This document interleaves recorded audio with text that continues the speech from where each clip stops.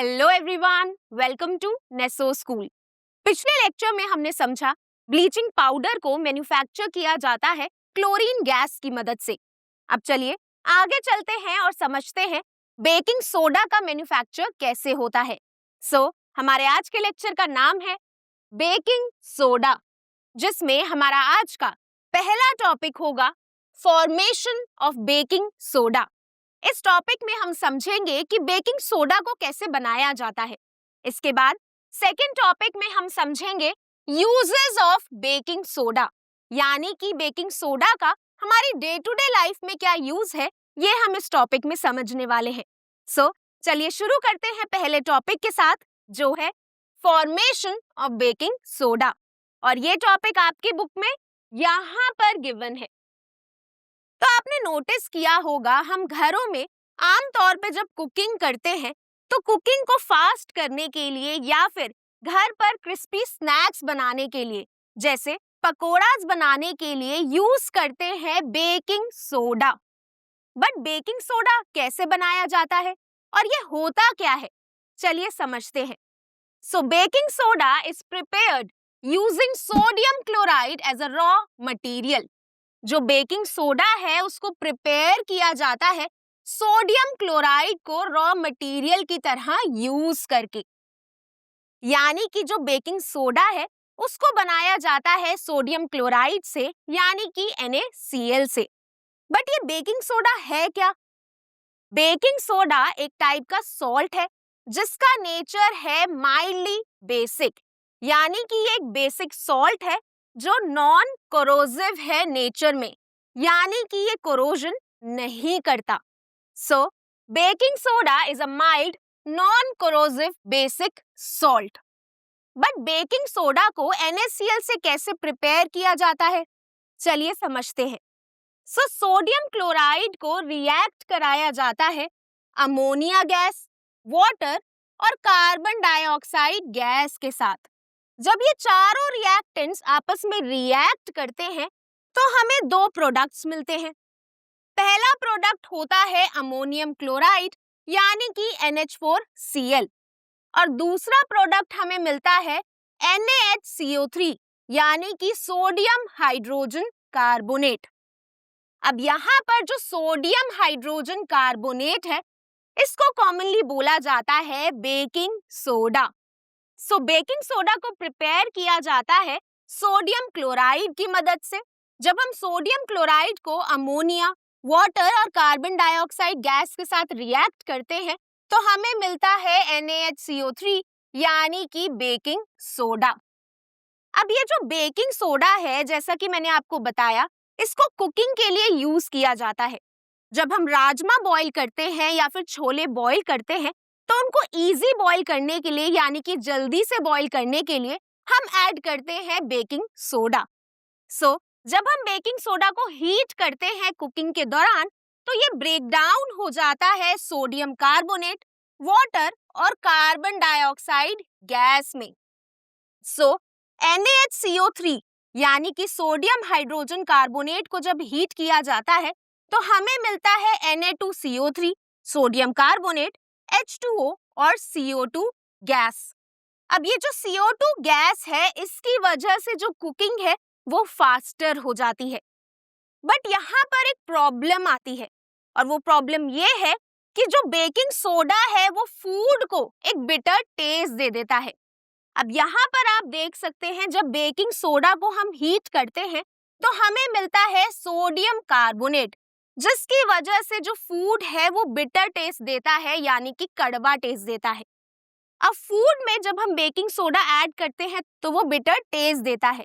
अब bitter taste को खत्म करने के लिए हम बेकिंग सोडा की जगह पर यूज करते हैं बेकिंग पाउडर।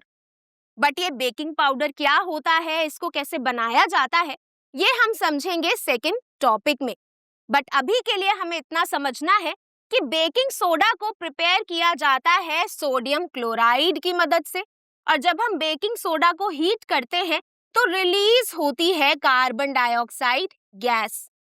आई होप अब आपको क्लियर हो गया होगा फॉर्मेशन ऑफ बेकिंग सोडा, और इसी के साथ हमारा पहला टॉपिक कंप्लीट होता है। और हम चलते हैं हमारे सेकंड टॉपिक की तरफ, जो है यूजेस ऑफ बेकिंग सोडा। और ये टॉपिक आपकी बुक में यहाँ पर गिवन है। तो जैसा कि मैंने आपको बताया, बेकिंग सोडा को जब हम हीट करते हैं तो जो सॉल्ट बनता है यानी कि जो सोडियम कार्बोनेट बनता है, उस वजह से फूड में बिटर टेस्ट आता है। अब इसी वजह से हम बेकिंग सोडा को यूज नहीं करते, हम मोस्टली यूज करते हैं बेकिंग पाउडर। बट ये बेकिंग पाउडर कैसे बनाया जाता है? जब हम बेकिंग सोडा में ऐड करते हैं कोई एडिबल एसिड, तो बनता है बेकिंग पाउडर।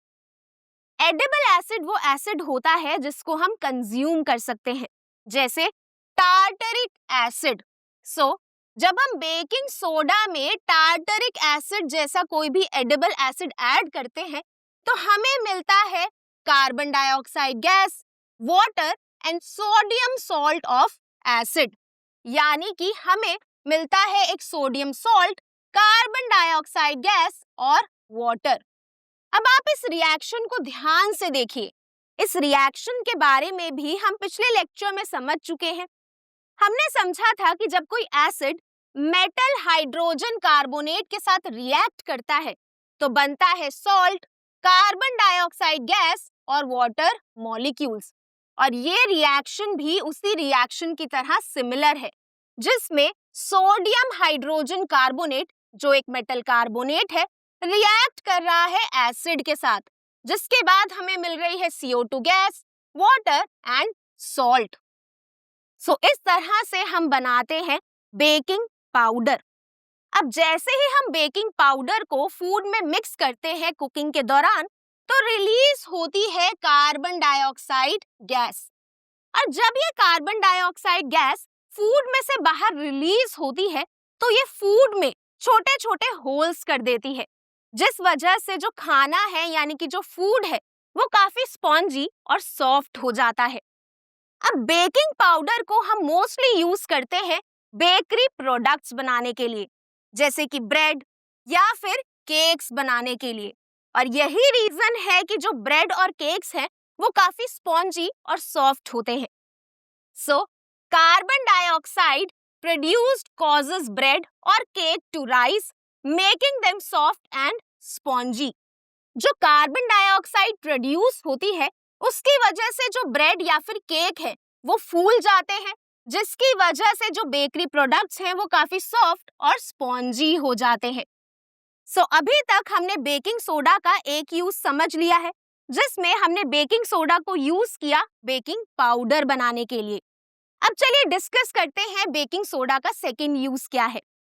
अब अभी हमने पढ़ा था कि जो बेकिंग सोडा है वो एक माइल्ड बेस है।